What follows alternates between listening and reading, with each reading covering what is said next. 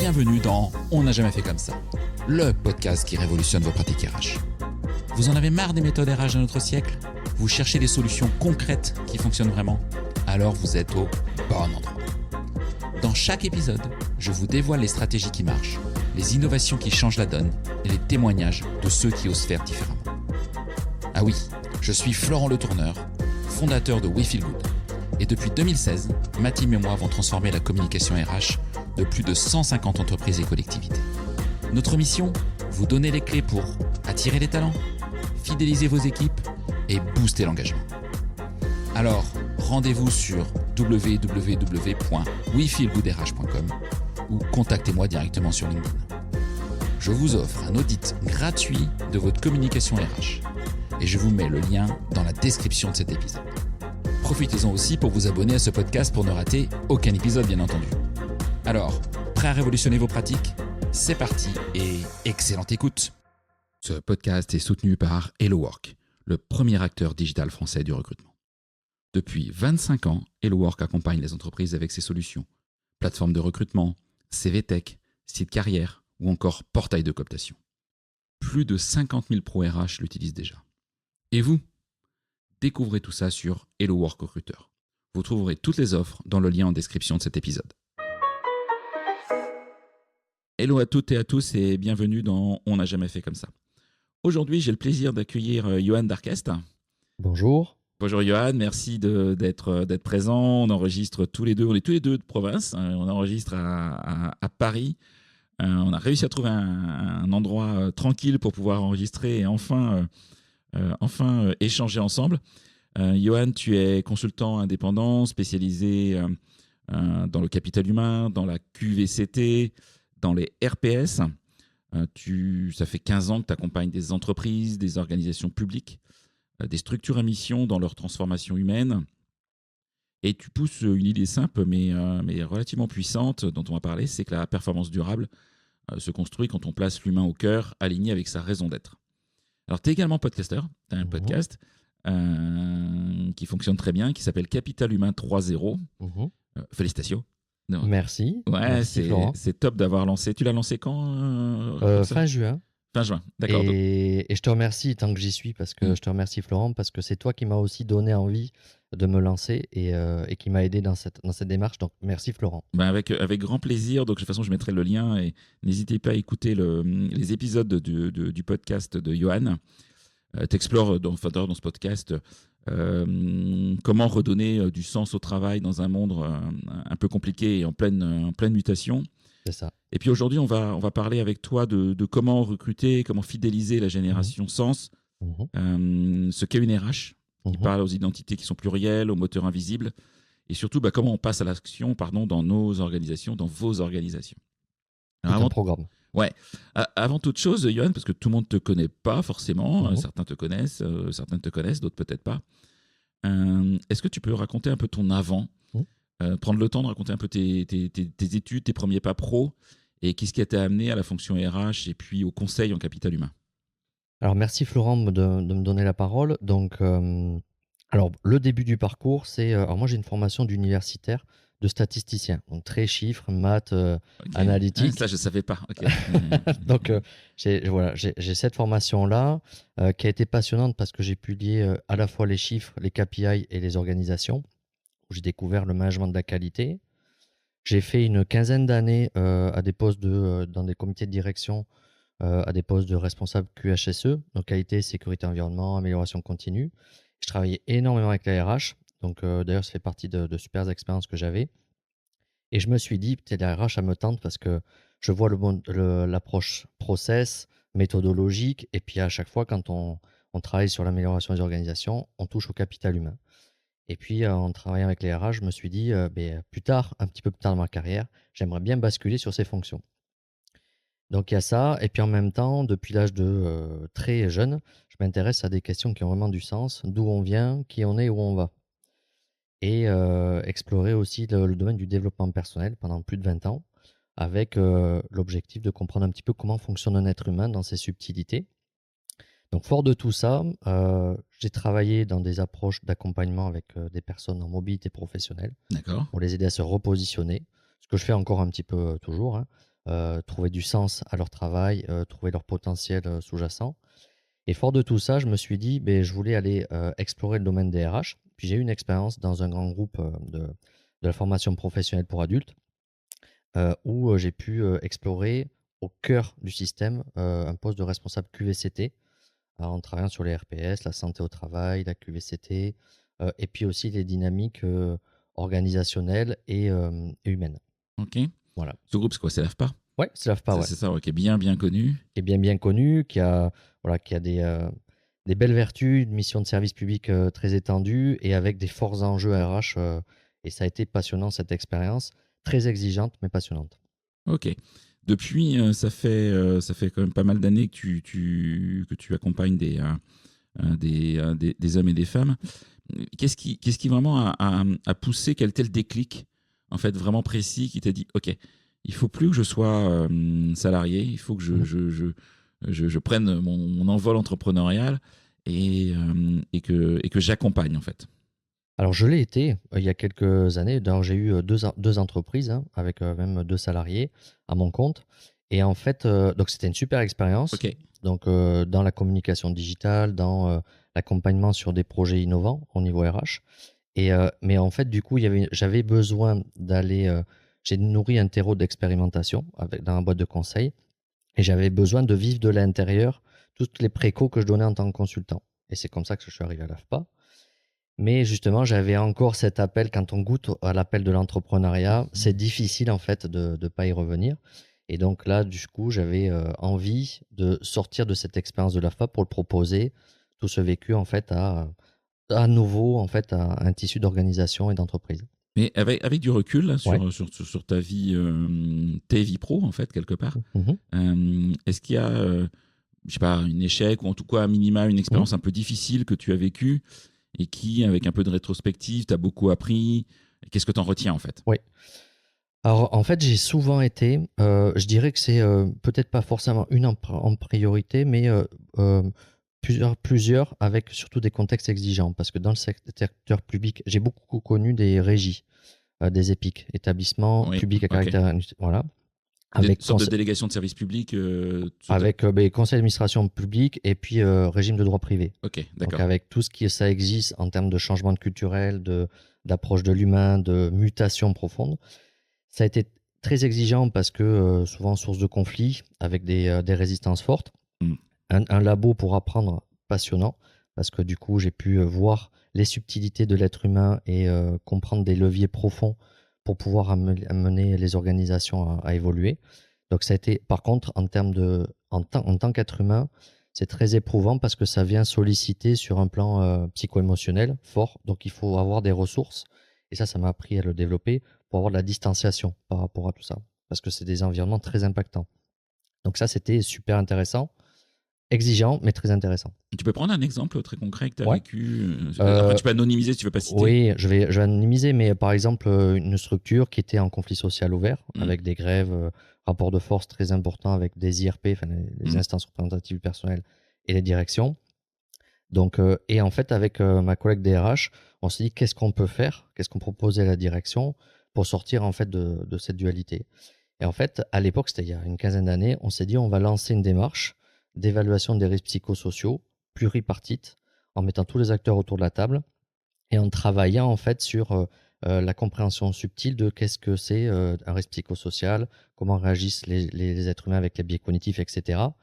Ça a ouvert en fait à de l'empathie, une meilleure compréhension et petit à petit en fait à la fin de la démarche d'évaluation et des préconisations qui commençaient à être mises en place, et bien en fait le conflit social en fait s'est estompé. Et en fait chacun a appris à comprendre l'univers de l'autre et ça donnait plus de fluidité. Donc Voilà. là, tu nous racontes en une minute, mais ça prend effectivement un peu de temps. Ah oui, là c'est très condensé. Ouais. Ça s'est pris sur, en fait ça a pris à peu près, pour vous donner une idée, 2 ans et demi. Ah ouais, ok. Donc c'est vraiment un travail au long cours. Oui, et il faut beaucoup d'abnégation, de Mmh. résilience. Il faut croire en fait en ces projets. C'est pour ça que travailler en équipe avec les DRH, moi j'adore ça, Mmh. parce qu'on a besoin d'être en équipe. Les DRH sont très isolés, ils sont seuls souvent. quand ils ont un noyau, en fait, une équipe qui est animée par les mêmes valeurs, c'est plus facile. Ok, d'accord. Aujourd'hui, dans ton travail, qu'est-ce qui est important pour toi? Quelles sont quelque part tes valeurs Mmh. qui te guident? Qu'est-ce que tu as envie de vivre? Voilà. Et qu'est-ce Mmh. que surtout tu veux pas vivre, quoi? Voilà. Mmh. Moi, ce que j'ai envie de aujourd'hui, alors mes valeurs, moi, ce qui est important, c'est la responsabilité, la conscience élargie. C'est quelque chose qui, alors j'ai beaucoup imprégné de la culture du développement personnel, et puis j'ai fait beaucoup d'anthropologie aussi humaine, assez poussée. Ça, en fait, je me suis rendu compte que souvent, on a une notion de croissance horizontale. Alors, j'expliquerai un petit peu tout à l'heure la croissance Ouais. horizontale et verticale, mais c'est la notion de conscience élargie de l'être humain, comprendre comment il fonctionne pour mieux comprendre les interactions dans les entreprises et ce qui cristallise et les dualités. Et aujourd'hui, j'ai vraiment envie de me... Ça, c'est des choses qui sont profondes pour moi, dans Mm. ma construction, que j'ai expérimenté pour moi. Et c'est d'essayer d'amener les organisations à avoir ce prisme de lecture. Parce que du coup, on peut rentrer plus dans les causes profondes et ça évite de reboucler sur des problématiques qui sont récurrentes et qu'on revoit revenir. C'est comme si on faisait un shift et on change de système, en fait. Au lieu de travailler sur des approches, des fois qui sont utiles, mais très micro-locales, c'est d'aller travailler sur le cœur du système. C'est changer de paradigme, de vision des choses et voilà, c'est ça qui est important pour moi aujourd'hui. Ok. Et aujourd'hui, quand tu observes le monde RH Mmh. dans lequel on est, Oui.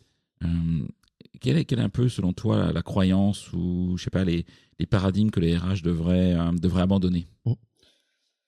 Hem, Ce qui est pas facile, c'est qu'ils ont été beaucoup formatés à, moi j'entends beaucoup de travail de partenaire business. Ouais.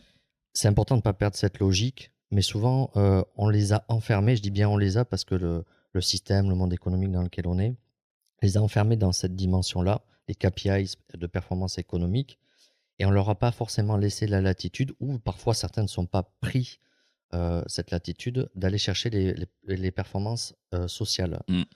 Et moi, pour moi, l'évolution des RH aujourd'hui, c'est d'aller se focaliser sur les signaux faibles, sur ces notions de levier invisible, l'émotionnel, le relationnel, les choses subtiles de l'entreprise qui ne sont pas forcément dans les tableaux de bord, mais qui sont ô combien importantes et qui au final vont se traduire dans les tableaux de bord économiques. Mm. Et c'est de leur laisser le temps et de eux qui s'imposent et qui prennent le temps d'aller se prendre à bras le corps ce sujet. Et l'autre chose, je pense, moi, c'est de les amener à faire de la pédagogie pour qu'ils comprennent qu'est-ce que c'est un être humain, avec des biais cognitifs, avec les notions d'intelligence émotionnelle, les notions d'énergie aussi, parce que j'ai discuté avec d'autres cultures, Mm. au Québec et en Asie, la notion d'énergie est indissociable. Les rythmiques, les biorhythmiques en fait de l'être humain, les temps de repos physiologiques, c'est pour eux, c'est inconcevable. Ils nous regardent avec Mm. des airs, les occidentaux, vous êtes des machines et comment vous faites pour travailler? Et en fait, c'est de prendre conscience de ça pour être au final peut-être plus efficace et être plus dans du lien humain versus machine, justement. C'est intéressant parce que enfin, je suis plus un jeune RH, moi, mais Mhm. je sais pas si dans les écoles RH on forme à ça. Non. Tu vois? Bah, ça commence à venir parce que Ouais. j'en discute avec des chercheurs et les écoles commencent à donner un petit peu de latitude à des intervenants extérieurs Ok. qui sont acculturés, de leur expliquer un petit peu ces notions. Mais c'est pas dans les programmes académiques. C'est Mm. au bon vouloir des intervenants qui ont cette culture-là. Ouais, et c'est pas forcément un sujet quand on est RH sur lequel on va spontanément Mmh, se former ou s'auto-former, ou c'est ça. certains le font évidemment, Mmh. mais Sur des initiatives individuelles. voilà, c'est Ouais. très individuel et Mmh. ça va pas venir forcément du CODIR ou du COMEX ou de la direction générale Et pour rebondir sur ce que ouais, tu ouais, dis, ouais. moi, ça serait important, je pense, que les directeurs généraux aient cette conscience-là et laissent le temps au RH d'aller investiguer ça parce que pour moi, le RH, ça va être lui qui va incarner en premier. C'est le premier rempart social, en fait, le premier référent social. C'est lui qui va incarner cette notion de culture et si le DRH le montre, les managers de proximité vont se dire, ben voilà, moi aussi, je vais avoir envie de me former, comprendre tout ça et m'accorder du temps à ça. Ok. Est-ce que tu as une pratique quotidienne, je sais pas, un rituel perso qui t'aide toi à rester centré sur Mmh. l'humain dans ton accompagnement, dans tes accompagnements? Oui, alors moi, je fais toujours, avant de commencer une mission, tu vois, avant qu'on en fasse le Mm. podcast, je prends toujours un temps d'avance et je fais des préparations d'ancrage, de respiration, de la cohérence cardiaque aussi, qui est des choses qui est très OK. efficace, qui marche bien en début de journée et à la fin de la journée pour un peu faire le vide et pour me décharger des pollutions psycho-émotionnelles que je peux avoir, Ouais. pour rentrer chez moi et être dans une autre fraîcheur en fait avec mon foyer et ma famille. Voilà. Ouais, pour séparer, parce que c'est Mhm. toujours difficile de tout séparer évidemment, Mhm. mais en tout cas de prendre ce recul-là, Tu sais, tu poses ouais, une bonne question parce que ouais, la notion des rituels, ouais, pour moi, on a perdu cette notion de rituel dans notre civilisation moderne. Avant, tous les anciens faisaient des rituels pour des passages de décès, mais des rituels de l'adolescence à l'adulte, d'une maturité, de la fin d'activité. On a perdu cette société du rituel et c'est super important parce que moi, au manager, ce que je leur dis par exemple, prenez le temps de ritualiser vos victoires et de faire des rituels de feedback, par exemple, c'est hyper important. Et ça se perd de plus en plus parce qu'on rentre dans une automatisation du travail et on perd cette notion. Et c'est ô combien important la notion de rituel. OK. J'ai envie qu'on vienne un peu sur le sujet central dont on avait Mmh. défini, qui était, recruter et fidéliser la génération Sens. Déjà, ça veut dire quoi la génération Sens pour toi? Alors, moi, ce qui fait sens dans la génération Mmh. sens, c'est pas une question d'âge justement, OK. parce que souvent on associe la génération sens à un âge. Moi, je pense, pour moi, c'est une erreur. Parce que la génération sens, finalement, moi, quand j'interroge ceux que je vois dans les organisations, mais vous pouvez avoir les 20-35 ans qui sont très engagés au niveau du sens, mais aussi moi je suis dans cette période-là, les 40-55 ans, qui veulent retrouver du sens Ouais. qu'ils ont perdu dans le travail. Le dirigeant qui a 55, qui a été dirigeant tout le temps et en fait qui veut retrouver du sens parce qu'il se dit mais je suis pris dans une accélération du rythme avec des contraintes fortes, mais est-ce que ça a du sens dans ma vie? Mmh. Donc finalement, je pense que c'est pas une question d'âge, Mmh. c'est une question d'évolution des mœurs de notre société. Parce que notre société, je pense, elle est en train de franchir un cap de conscience. Et finalement, le sens vient impacter toutes les tranches d'âge. Et tant mieux, parce que ça nous pose la question de redéfinir notre rapport au travail et à l'épanouissement personnel et professionnel. Ouais, je suis très, très en phase avec toi, hein. Très souvent, on dit: «Bah, c'est les jeunes générations». En fait, je pense que ça, c'est un peu il y a beaucoup de clichés derrière tout ça. Ouais. Oui, effectivement, il y a des fois des groupes d'hommes et de femmes par rapport à leur âge qui vont peut-être nous percuter, Mhm. mais en fait, ça va se diffuser, très, très vite et enfin, je pense pas qu'à un moment, on se dise: «Ah bah tiens, je veux trouver du sens à mon travail», puis après: «Ah bah, j'en veux plus», quoi. Enfin, personne. Enfin, C'est clair. enfin, voilà, je pense que tout le monde a envie, bien sûr, de gagner sa vie et des fois, c'est plus ou moins compliqué, c'est plus ou moins difficile, Mhm. selon sa situation perso, pro, géographique, et cetera. Mais on a envie de faire un job dans lequel on s'épanouit et dans lequel, perso, on trouve du sens. Oui, Alors, et puis le sens de l'un n'est pas le sens de l'autre en plus. Donc, en plus, ouais. enfin, je pense, Je voilà. suis d'accord avec Tu vois, toi. donc chacun a son précaré là-dessus. Et d'ailleurs, tu parles aussi d'innovation RH consciente. Mhm. Et tu parlais de conscience tout à l'heure. Qu'est-ce que tu entends par là et comment tu matérialises cette innovation? Alors, je vais faire très simple, très concret et très imagé. Pour moi, ce qui résume beaucoup les choses, c'est la notion de croissance horizontale et de croissance Ça verticale. fait deux fois que tu me cites ces Voilà. mots-là. Donc, C'est une approche que j'aime bien et je discute beaucoup avec des Québécois, ils sont très à l'aise avec ça. Je fais référence à Gilles Brouillette, par exemple, qui a beaucoup développé cette notion-là et on a beaucoup échangé là-dessus. Pour que vous compreniez, la croissance horizontale, c'est développer plus de compétences techniques, humaines aussi et soft skills, mais on ne change pas de système de vision de l'entreprise et du rapport humain par rapport au travail. Si on reste dans la même vision de la chose, par contre, on va acquérir des outils, des méthodes, des process, de la communication, etc. Ça, c'est la croissance horizontale. La croissance verticale, par contre, c'est on fait un shift sur quel est le sens vraiment au travail que l'on donne. C'est-à-dire, et je pose une question, est-ce que l'entreprise ne serait pas un outil pour mieux se connaître? mm, Et on est dans une autre perspective. Donc, on change d'état de conscience, d'état d'être, on sort exclusivement du savoir-faire et on va vers un changement d'état d'être. Et ça, par exemple, c'est un leader qui va passer du leadership contrôlant et à un moment donné, il va dire ben, je vais passer sur un leadership de confiance. Ça nécessite un changement d'état de vision des choses et de la vie, du rapport au monde fort. mm. Et ça, c'est un travail qui prend du temps, qui est impactant, qui bouscule intérieurement. Et d'ailleurs, j'aime bien la notion de la croissance horizontale, c'est souvent le rapport à l'extérieur. Et la croissance verticale, c'est le rapport à son intériorité.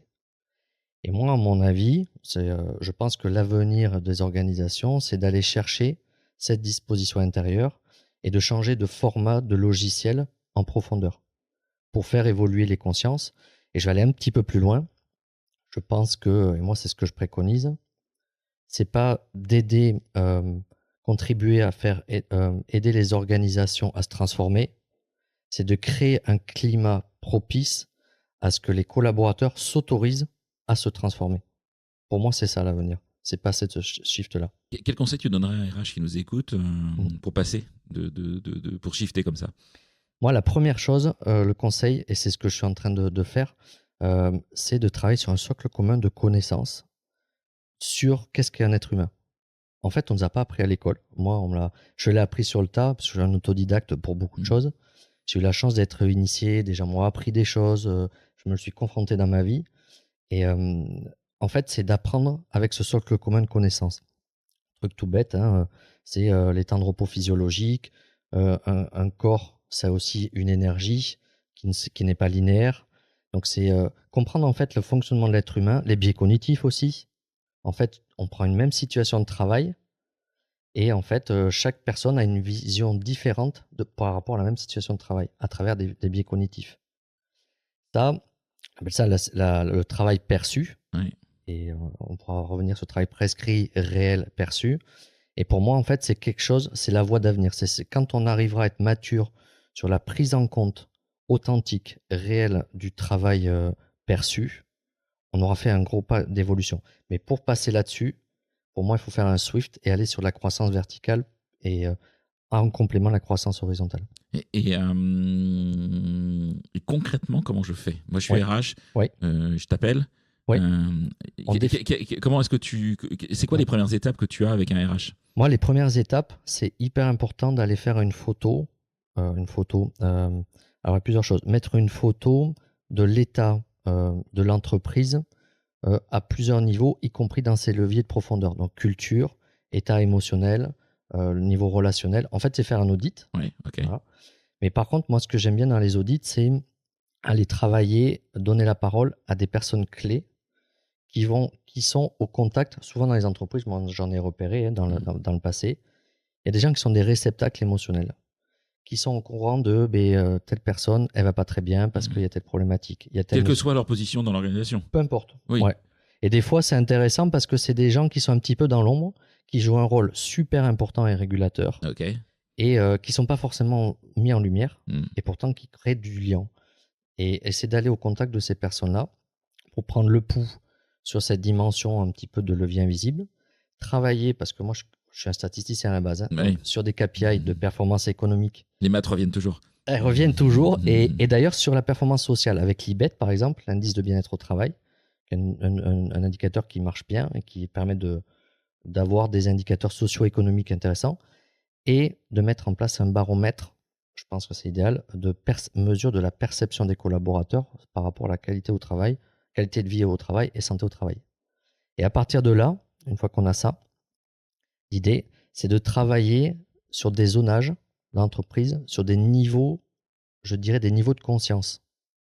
Dans l'entreprise, il y a des gens, le discours que je tiens sur la croissance verticale, il y a des gens, des salariés, qui me disent « Mais Johan, moi je suis à fond là-dessus, j'ai compris ça, mais j'ose pas en parler dans mon entreprise parce qu'on va me prendre pour un fou. » Il y a des dirigeants qui me disent « Mais j'ai fait un gros travail de développement personnel, j'aimerais bien l'amener dans mon entreprise, mais si je commence à en parler, on va me prendre pour un fou. » Et en fait, finalement, tout le monde laisse au pas de la porte cette dimension-là, n'ose pas en parler.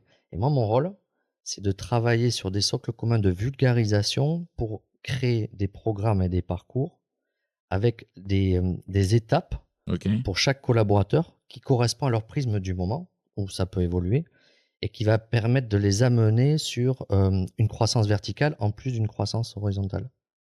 Et là, on crée des shifts dans les organisations pour changer de point de vue. Ok. Et les IRP, je joue un peu, Oui. mais quel rôle elles jouent là-dedans? Est-ce que tu travailles avec elles? Oui. Comment tu les associes? Alors les IR, c'est important, moi je trouve, on est dans une ère du co-développement avec une égalité, une équité. C'est-à-dire que souvent dans les rapports de force, les IRP ont un rôle consultatif, mais ils ne sont pas forcément en fait décisionnaires. Moi, ce que j'aime bien par rapport à des projets de transformation, c'est de faire des travails de vote. Déjà une approche pluripartite, pas que des IRP, direction, mais des managers de proximité et aussi des personnes dont je parlais qui jouent un rôle clé en termes de pouls psycho-émotionnel de l'entreprise. Et donc, c'est de créer des comités de pilotage où chacun va avoir avec ses biais, avec ses prismes, on va mettre un sujet sur la table, chacun va expliquer, faire un travail de pédagogie selon son prisme de comment il voit les choses par rapport à une problématique. Et ensuite, on va travailler sur un vote par consensus sur des actions qui sont définies et je dirais surtout qui sont suivies. Parce que ce qui pêche, moi je vois dans les programmes, je vais être très cash, il y a beaucoup de bullshit dans la QVCT. On fait beaucoup d'effets d'annonce, mais on a du mal, de manière générale, à aller jusqu'au bout des plans d'action. Aujourd'hui, la maturité dans la croissance horizontale, c'est d'aller vers la réalisation effective des actions. Et pour ça, ça passe par l'intelligence collective du terrain. Que ce ne soit pas forcément pensé par la direction, que la direction soit propice pour créer des conditions pour faire émerger l'intelligence collective. Ouais. Donc, c'est d'aller aussi au bout des choses. Parce qu'effectivement, moi, je l'ai vécu dans des grands groupes quand j'étais RH. Quand on sent qu'il y a des tensions, on va lancer on va recruter un Johan, lancer tout un tas d'actions, et puis tu as le sentiment qu'effectivement, c'est peut-être un peu pour calmer le jeu. C'est ça. Et puis qu'au bout du bout, en fait, on n'a pas forcément envie de changer. C'est juste. Et c'est même pire. C'est du bullshit. C'est du bullshit. Ouais. Et c'est même pire parce que tu crées une attente, tu fais émerger en fait des besoins sous-jacents. Et en fait, s'il n'y a pas de suivi, tu renforces en fait une dualité.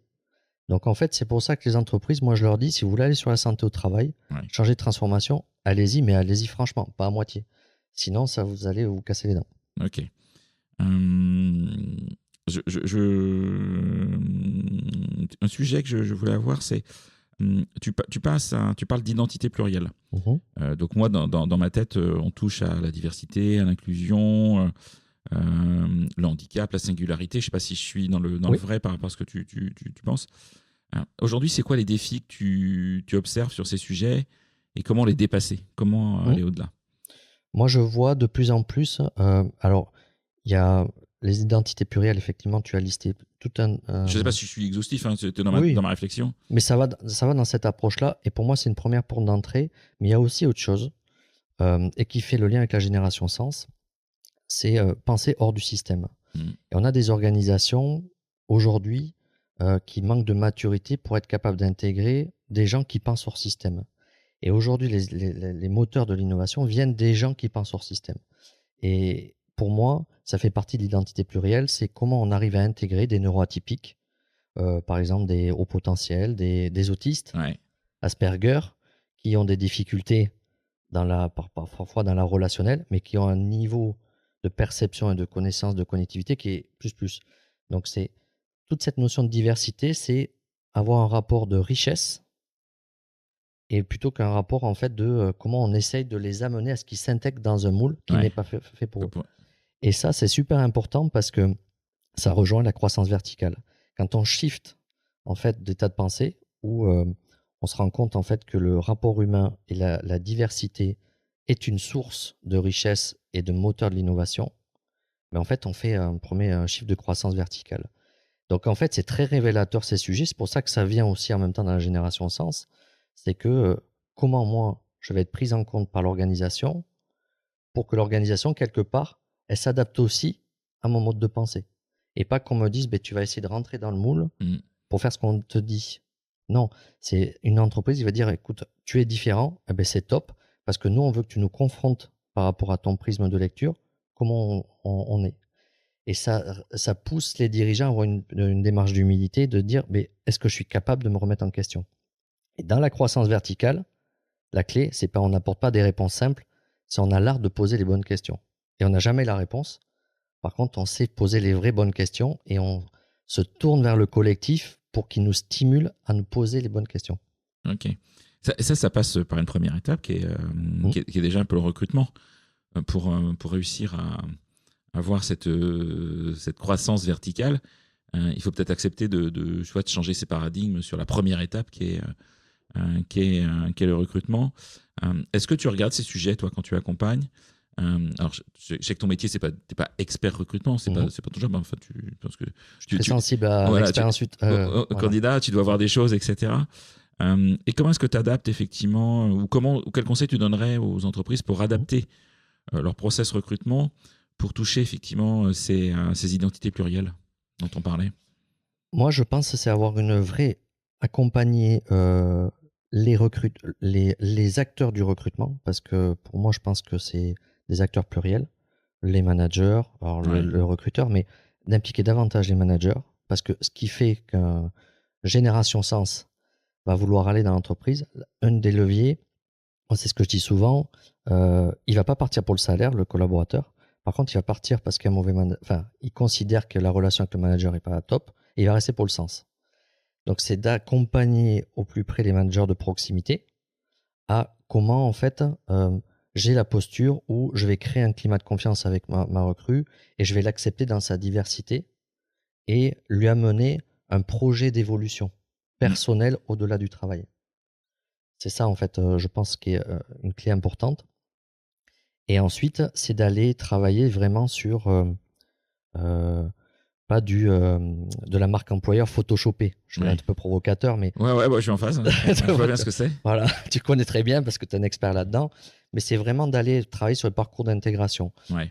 J'ai été justement il n'y a pas longtemps dans une entreprise qui allait jusqu'au bout dans ce parcours d'intégration et qui notamment travaillait sur des podcasts. Mm. Ils interviewaient en fait des gens du métier et en fait, ils leur donnaient de s'exprimer, y compris sur les dimensions émotionnelles, ce qui implique vraiment un témoignage de la réalité réelle du travail perçu. Et en fait, la nouvelle recrue, en fait, avait un programme personnalisé de ces émissions et pouvait même aller rencontrer les gens pour créer un échange sur le poste qu'ils allaient prendre par rapport à ces témoignages. Donc en fait, on était vraiment sur une immersion psychosensitive et émotionnelle du candidat par rapport à une prise de poste. Et ça nécessite que les managers aussi soient au fait Ouais, bien sûr. de tout ça. Et c'est pour ça qu'il faut les accompagner. Je pense que c'est simple. Et justement, c'est quels outils, quel format Mmh. est-ce que que tu trouves particulièrement efficace pour mobiliser justement les managers de proximité autour de cette génération sens? Alors, moi, je pense que c'est Je important. sais pas si c'est toi qui accompagne sur ces sujets ou si c'est d'autres Mmh, personnes avec qui mmh, tu bosses, mais voilà, quel concrètement, mmh, moi je suis RH, j'ai envie de me lancer là-dedans. J'ai mmh. effectivement ces managers de proximité, hein, et on sait que c'est clé sur énormément de sujets. On sait aussi qu'on leur demande beaucoup de choses. C'est clair. Voilà. Et donc comment réussir? En fait, c'est d'aller faire ces ateliers de sensibilisation sur déjà qu'est-ce que c'est un être humain, Ok. avec ne serait-ce que parler d'intelligence collective, émotionnelle, collective, des biais cognitifs aussi. Ouais. Le fait, moi je les fais intervenir là-dessus, c'est-à-dire que par rapport à une situation de travail, je fais des exercices, même des jeux, parce que j'adore moi faire des jeux Mhm. en fait dans les ateliers, où je vais leur montrer, les confronter à leur prisme par rapport à une situation. Et le fait qu'ils voient le prisme de chacun, parce qu'ils inversent dans les rôles, ça leur fait comprendre d'une manière empathique ou avec de l'altérité, en fait, comment on peut percevoir les situations de chacun. Et ça, c'est très efficace parce que ça permet une ouverture beaucoup plus profonde à l'autre. Donc il y a ça. Mm. Et l'autre chose qui marche très bien, c'est la puissance, mais on est ici, du podcast. Et ce que j'ai fait un projet pilote là avec un groupe à Orthez là, euh, où l'idée c'est que on va utiliser la puissance de la radio interne, Mm. podcast, pour pouvoir faire témoigner des collaborateurs. Ils vont venir dans l'émission, je vais faire l'animation radio, pour qu'ils puissent venir témoigner sur des projets d'acculturation, de changement et de transformation. Ça crée un engagement, une appartenance super forte. Et les managers, en fait, peuvent à la fois écouter des sujets qui peuvent être sensibles pour eux, qui vont faire écho en eux, et même prendre, pour ceux qui ont envie, d'y participer. Il y a comme un effet, en fait, un petit peu de transformation et thérapeutique, entre guillemets, je sais pas, mais en fait, on fait une progression dans leur évolution personnelle et professionnelle. Et ça les met en confiance. Et cette notion de mise en confiance, elle est super importante dans les process de recrutement notamment. Ok, très intéressant. C'est intéressant d'utiliser tous ces formats un peu story-télé, type podcast ou web-série ou radio. On est dans cette ère, hein. Ouais, tout à fait, qui fonctionne bien. Et est-ce que tu te heurtes à des freins des fois, et si oui, lesquels? Oui. Les freins, c'est principalement des freins de résistance par rapport à la vision du monde. Et c'est pour ça qu'en fait, c'est parce que quand je parle de shift, la croissance verticale, c'est des fois c'est difficile parce que on nous a élevés dans une société. Aussi, il y a notre héritage personnel, notre construction d'identité en tant qu'individu avec nos parents, etc. Et donc, en fait, c'est comme si on avait un schéma, un logiciel, et puis qu'à un moment donné, pour passer un cap, il faut changer le logiciel. Des fois, c'est dur. Le mental, il connaît. Il est dans sa zone de confort et il reste là-dedans. Et des fois, c'est difficile. Donc, en fait, ce qui est important, moi, la clé, c'est de travailler sur les gens qui sont prêts, matures pour ça, et qui servent en fait d'ambassadeurs. En fait, dans les projets, moi, quand j'accompagne des entreprises, je dis pas, ben voilà, il faut telle personne qui travaille. C'est, on présente le projet, on le vend. Ceux qui ont envie de travailler sur un projet pilote, ils viennent s'inscrire, et c'est eux-mêmes qui vont en parler avec leurs mots, avec leur appropriation, pour donner envie à ceux qui voudraient d'y aller par étapes. Parce que c'est de l'ingénierie sociale, il faut passer des étapes d'acculturation psycho-émotionnelle et cognitive. Donc, c'est prendre le temps. Les projets de transformation, surtout ceux-là, quand on touche au cœur du système, il faut se laisser du temps. Ok. Sur la génération sens là, dont on a parlé, quel conseil concret tu pourrais donner à un responsable recrutement qui souhaite commencer à parler à cette génération sens, à parler tel que tu l'entends? Est-ce que tu aurais 3 actions prioritaires, par exemple, à nous proposer? Oui, c'est déjà les actions prioritaires, ça serait de parler vrai. C'est-à-dire de faire une vraie démarche d'humilité et de dire, écoutez, moi, je peux vous proposer, au-delà du poste, une démarche où on a envie de vous faire évoluer, on a envie que vous soyez bien dans votre épanouissement professionnel. On est dans cette démarche et on va essayer ensemble de co-construire un programme où il y aura du feedback mutuel et on va vous accompagner. C'est avoir une démarche, même si tout n'est pas prêt pour l'entreprise, mais de se dire, s'il y a vraiment cette culture du leadership qui est là, c'est dire, on s'inscrit dans cette dynamique. Et donc, si vous voulez, aidez-nous à co-créer cette dynamique, parce qu'on a besoin de vous pour la co-créer. Et cette démarche de transparence, de parler vrai, d'authenticité, c'est des drivers principaux que cette génération sens en fait attend aujourd'hui. Même si elle sait que l'entreprise elle n'est pas parfaite, qu'il y a des choses qui ne fonctionnent pas aussi correctement, mais d'avoir cette démarche authentique, ça rassure parce qu'ils se disent ils vont pas me cacher des choses. Ouais. C'est la notion de confiance. Ok. Et du coup, est-ce que ça change les compétences d'un RH, d'un recruteur aujourd'hui versus ces dernières années? Ouais. Clairement. Et c'est quoi la compétence ou les compétences qui sont pour toi indispensables aujourd'hui? Pour moi, c'est l'altérité, le avoir envie de comprendre l'autre. C'est cette notion clé. C'est intéressant parce que souvent, j'entends des jeunes RH qui disent je vais faire des RH parce que j'aime les gens, mais c'est pas suffisant en fait. Non, c'est pas suffisant parce que aimer les gens, c'est le prérequis nécessaire pour pouvoir aller vers l'autre. Après, c'est la démarche, c'est je m'intéresse en profondeur et j'écoute attentivement, même les choses qui ne paraissent pas. C'est-à-dire, il y a ce que les gens vont exprimer par la parole, et puis il y a un langage psycho-émotionnel, de communication non verbale. C'est essayer de capter ces signaux faibles pour dire, si tu as envie de les partager, sache qu'il y a un espace où on a une organisation qui te permet de partager ça. Parce que la vie d'un collaborateur, c'est pas un long fleuve tranquille, et il y a aussi des hauts et des bas. Ok. Alors, quelque part, l'humain au cœur, c'est un mantra que tu défends. Maintenant, on est dans un monde aussi qui est marqué, tu le sais bien, l'IA, la data, l'automatisation. Je pense pas que tu sois contre. Enfin, non, je t'ai jamais entendu dire que tu étais contre. Mais quel équilibre tu penses qu'il faut trouver entre tout ça, en fait? Alors moi, je trouve que c'est une formidable opportunité et pour avoir fait l'anthropologie, Mmh. chaque menace a été l'humanité, en fait, elle ne réagit que quand elle est dos au mur. Et en fait, à chaque choc de révolution culturelle, industrielle, émotionnelle, en fait, c'est parce qu'il y avait une menace extérieure ou jugée comme telle qu'il a poussé dans ses retranchements à aller se retravailler sur des fondamentaux. L'IA, en fait, pour moi, je trouve que Mmh. c'est une formidable opportunité parce qu'elle va remettre vraiment au cœur des entreprises quel est le rôle de l'être humain. Et je parle de l'être humain, pas du collaborateur, de l'être humain dans le rapport au travail, dans l'organisation. En fait, l'IA va pouvoir absorber des tâches qui ne sont pas source d'épanouissement ou qui sont avilissantes, souvent. Ce qui va permettre aux organisations de récupérer du temps.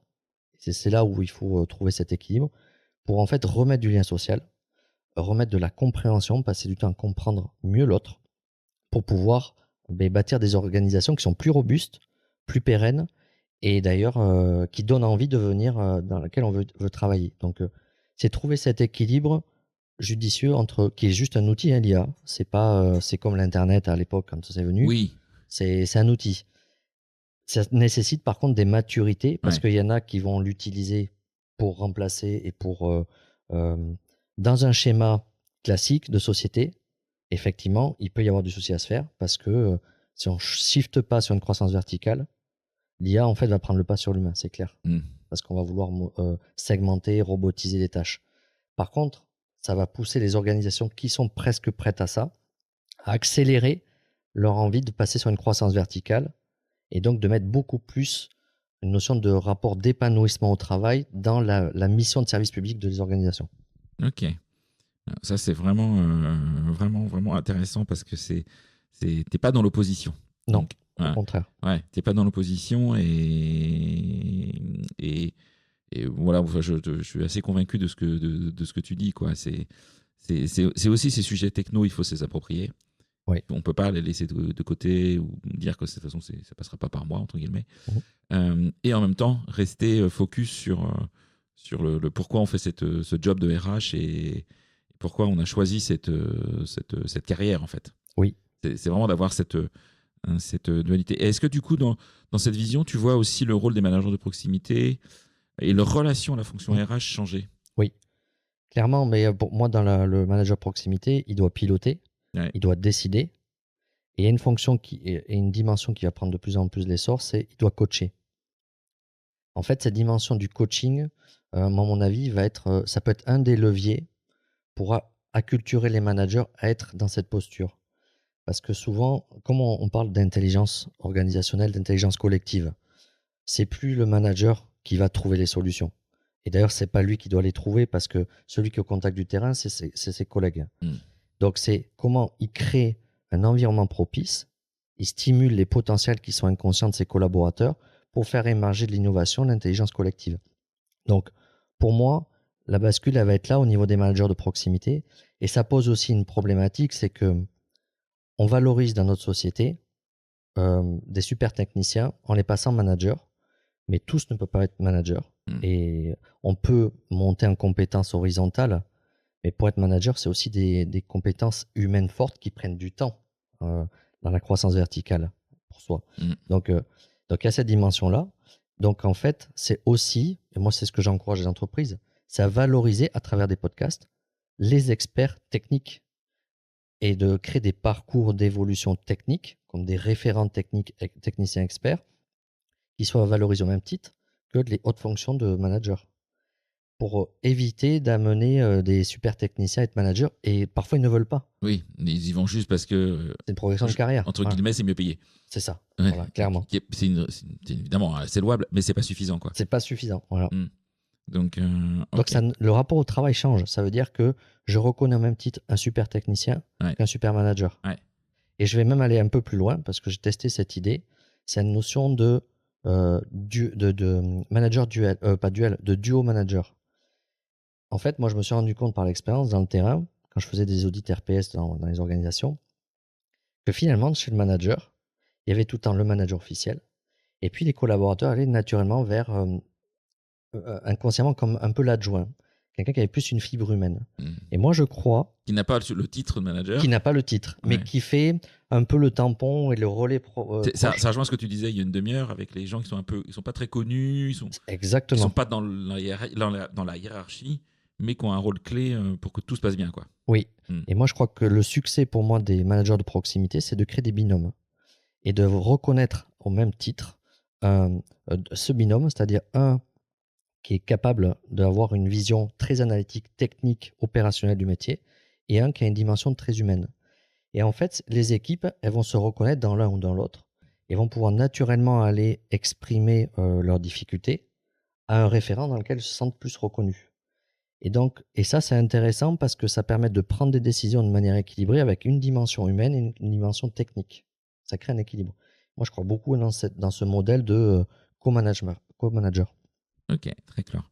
Avant qu'on aborde mes questions traditionnelles finales, pour conclure quelque part sur tout ça, quel est ton message fort, ton mantra que tu veux que nos auditeurs, RH, recruteurs, managers qui nous écoutent, gardent pour les inspirer, les impacter?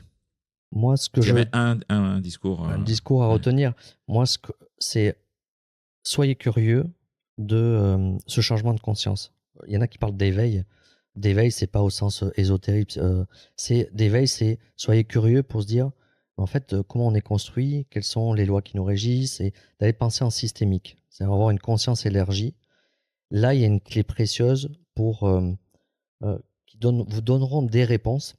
Il n'y a pas une réponse, mais des réponses peut-être un petit peu plus précises sur les problématiques que vous connaissez. Et aujourd'hui, on a beaucoup de matière avec Internet. Il y a des programmes d'incentive qui existent. Moi, j'en pratique aussi. Donc, pour passer ce palier en fait de croissance verticale.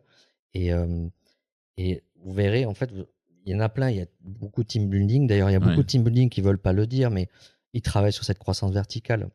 Des changements de leadership forts se font sur cette notion-là. Ça passe par... il y a différents mécanismes, mais c'est d'avant tout de travailler sur ce socle commun de connaissances qu'on connaît depuis longtemps. Et d'ailleurs, alors moi je suis un scientifique à la base, donc la science fait énormément de progrès et est en train de rejoindre cette croissance verticale avec la physique quantique, avec l'épigénétique, la noétique. Alors moi je suis passionné de tout ça, donc et quand on croise en fait ces sciences-là avec l'héritage de nos anciennes civilisations qui connaissaient très bien tout ça, on se rend compte qu'on est en train de redécouvrir quelque chose qui existe depuis des millénaires. Et c'est se réapproprier dans un monde nouveau cette logique-là pour faire évoluer les organisations. Ok. Et en plus, on apprend sur soi-même. Et, du coup, ça me donne une question. Je vais aller un peu dans le désordre de mes questions finales, mais c'est pas grave, on va toutes les faire. Comment est-ce que tu fais ta veille pro? Du coup, tu vois, en fait, ma question sous-jacente, est-ce qu'il y a des podcasts, des livres, je sais pas, des émissions, des chaînes YouTube que tu recommanderais à nos auditeurs, nos auditrices versus tout ce que tu nous as dit? Moi, alors j'aime beaucoup les travaux de chercheurs aussi, donc Nassim Haramein, Bruce Lipton, Craig Braden, Joe Dispenza aussi, qui a beaucoup travaillé sur la notion cognitive et ce rapport au subtil, à la physique quantique, appliqué au comportement. Donc ça, c'est des lectures que j'ai. Après, j'ai ton podcast parce que franchement, après, c'est pas parce que c'est toi, mais parce que tu fais venir des invités et aussi dans ce paysage. Tu vois, ça me fait rebondir une chose. Moi, on m'a toujours dit, héritage familial, héritage de la société, dans les organisations. Tu sais, Johan, le travail, c'est dur, on peut pas s'épanouir. Ok. Et moi, j'ai jamais cru à ce discours. Et en fait, c'est ce qui m'a donné envie de se faire de ce podcast et aussi en t'écoutant. Je me dis, putain, en écoutant tous ces invités qui ont osé, qui ont fait des choses, il y a du retour d'expérience. En fait, si on peut avoir un autre modèle. Donc, en fait, ce qu'il y a, c'est qu'aujourd'hui, il y a, à travers les podcasts qui se développent, des retours d'expérience, des livres sur le développement personnel, mais pas ésotérique, mais sur le développement personnel, sur les centres énergétiques. Comment on lit ça avec la symbolique, avec moi j'ai fait beaucoup de kinésiologie dans mon parcours pour comprendre en fait qui j'étais, mes schémas, mes croyances limitantes, etc. Donc c'est s'intéresser sur ces sujets et vous verrez c'est passionnant. Enfin moi je me régale même encore, hein, ça fait 20 ans que je le fais, j'ai encore pour 20 ans, je signe. Mais parce que de mieux se connaître, ça nous permet de mieux comprendre les autres. Et voilà. Donc, ces lectures entre le carrefour et de la science, la conscience, et je pourrais même dire, alors je sais que c'est un peu tabou, mais de la spiritualité, déconnecté du phénomène religieux, mais la spiritualité de l'ancien monde, c'est-à-dire qui était déconnecté du religieux, mais vraiment sur le lien corps, âme, esprit, la cohérence du tout. Ouais. Tu vas aussi prendre du temps du coup pour soi. Exactement. On est dans un monde un peu de dingue quand même, où tout va très très vite. Et on peut, et des fois je suis un mauvais élève, mais on peut taffer 7 jours sur 7 si on veut. Donc voilà, donc c'est aussi prendre du temps sur soi, pardon, et de prendre du recul pour être bien et pas avoir des fois la boule au ventre le dimanche soir, quoi. Comme on l'entend trop, on peut vivre le vivre trop. Il y a une chose que je recommande aussi, c'est la notion, moi ça m'apprend beaucoup, c'est la notion de communication. On parle de non violente, mais c'est comment mieux apprendre à exprimer des choses difficiles. Ça, c'est important parce que en fait, je vois dans les entreprises. C'est difficile l'entreprise, parce que ça veut dire être, je vois les guillemets, un peu être faible. Alors, la notion, c'est pas être faible, c'est avoir du courage pour dire. Parce qu'en fait, les gens n'osent pas exprimer le fond de leurs pensées. Ils ont peur du rapport à l'autre, du jugement. Mais quand on utilise ces approches, en fait, on apprend justement à pouvoir exprimer en bienveillance, en respect de l'autre, ce qui nous touche. C'est pas dire, tu m'as fait ça. C'est la situation dans laquelle tu es prise m'impacte. Et ça, c'est intéressant parce que pour moi, aujourd'hui, on est un peu dans les entreprises comme des adolescents qui se crêpent le chignon, mais on manque de maturité. Et le fait d'aller travailler sur ces aspects-là, ça donne des outils pratico-pratiques sur comment mieux relationner dans les entreprises. Et en ce moment, on est face à ces problématiques. Voilà. Ouais, très très clair. Est-ce qu'il y a une courte anecdote pro que tu n'as jamais racontée à un micro qui t'est arrivé? Alors tu peux anonymiser évidemment, mais quelque chose qui t'est arrivé, qui t'a surpris et qui t'a marqué. Oui, alors une fois j'ai quelqu'un en fait qui est venu parce que je faisais du coaching, donc une séance de coaching, et voilà, c'est quelqu'un en fait qui avait une fonction, je ne le savais pas, de direction d'un groupe, et qui est venu me faire une séance. Et donc on travaille sur ces aspects. Et puis il me dit, bon, je travaille dans une entreprise, je suis à un poste stratégique, voilà. Mais il efface en fait son rôle. Et puis il me dit, bon, écoute, Johan, j'en peux plus, je suis au fond du seau, et en fait j'aurais envie de tout plaquer. Alors moi je lui dis, tu sais, il y a d'autres boulots, tu peux changer, mais c'est plus difficile que ça. Et en fait, il était à la tête d'un groupe, voilà, bien implanté, etc. Et il me dit, en fait, il me donne sa fonction. Donc là, je reste assis, je dis, ah oui, effectivement, ta décision a un impact important. Et ce qui est intéressant, en fait, l'anecdote, c'est que quand on a fait finir ce travail d'accompagnement, il était prêt à partir. Et en fait, il a eu le courage de se mettre à poil devant son comité de direction, à poil, de tout expliquer le parcours, d'expliquer ce qu'il avait construit, les difficultés, c'est-à-dire ce qu'il avait vécu dans sa vie. En fait, il avait fait un coming out, mais sur de vulnérabilité. Et en fait, ça a été sympa parce qu'il a enregistré, il me l'avait fait écouter, et en fait, ça a séché tout le monde au codir. Et en fait, il y en a qui pleuraient. Et en fait, ils nous ont dit, mais on veut aussi, nous aussi, parce que en fait, on est content que tu nous exprimes ta vulnérabilité, parce que nous, on vit la même chose que toi. Personne n'osait se le dire, entre guillemets, quoi. Exactement. Il en fallait un premier. Il a fait le premier. Et du coup, ça crée un choc de conscience où ils se sont dit, comment on va essayer de aussi écouter mieux les salariés qui sont dans cette vulnérabilité, où ils sont en difficulté. Et moi, ça m'a beaucoup touché parce que je me dis, putain, il a vraiment fait un travail il a tout mis sur la table, quoi. Et ça, je trouve que c'est beau comme démarche parce que je lui ai dit, tu sais, le propre d'un dirigeant, c'est d'avoir ce courage de faire ce que tu as fait. Parce que finalement, très peu sont capables de le faire. Et ce qu'on demande à un leader, c'est pas tant de tout savoir, d'être fort, c'est d'être vulnérable et humble. Et là, tu as fait un vrai travail. Donc moi, ça m'avait beaucoup touché. Ok. Et voilà. Ok. Très, très clair. Est-ce qu'il y a des personnes que tu me recommanderais d'interviewer sur ce podcast? On sait que tu as peut-être eu d'ailleurs comme invité sur le tien et que j'ai pas encore eu, Oui. ou d'autres personnes, hein, évidemment. Eh bien, Mathilde Lecause, Ouais. justement, que tu connais bien. Mais que je connais bien toi. et en plus qui est jamais passé dans son podcast, ouais, tout à fait. Exactement. Que je vais interviewer là, juste après toi. Et Ok. il y a Mathilde. Moi, ce que j'aime bien dans le podcast, c'est aller chercher des profils atypiques. Mm. Il y a Didier Pitelet aussi, Oui, ok. voilà, qui est passionnant parce qu'il parle de cette notion en fait de leadership, cette un peu spiritualité débridée, mais très pratico-pratique, pragmatique. Et moi, j'aime bien les gens éclectiques parce que je trouve qu'ils ont du courage et c'est passionnant, ils ont des choses à nous raconter. Donc voilà. Et puis Ok. tant d'autres.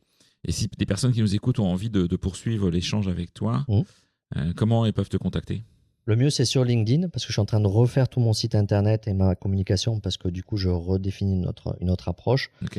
ou avec les liens qu'on va donner ou par email Ouais. ou téléphone. Tu peux donner ton email si tu veux. Ouais. Alors, mon email, c'est contact@johandarkest.com. Et puis le téléphone, Ouais. voilà. Ok. Voilà. T'es dans le sud-ouest, toi?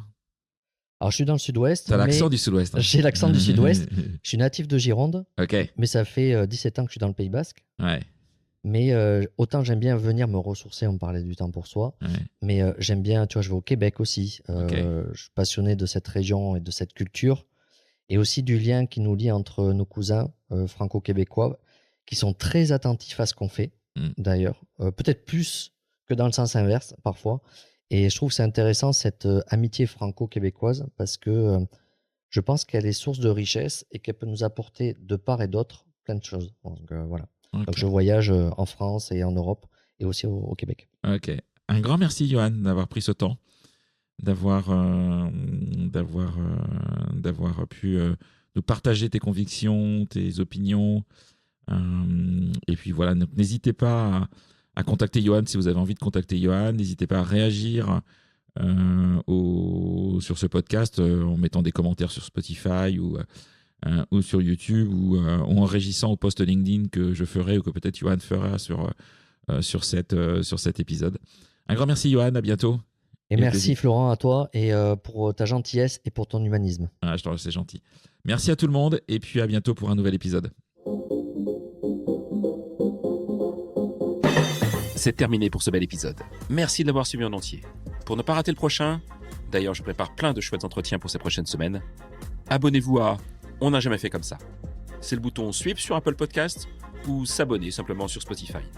N'hésitez pas également à mettre 5 étoiles si vous avez apprécié ce podcast et à me contacter via LinkedIn pour tout commentaire ou toute suggestion d'invité. À bientôt!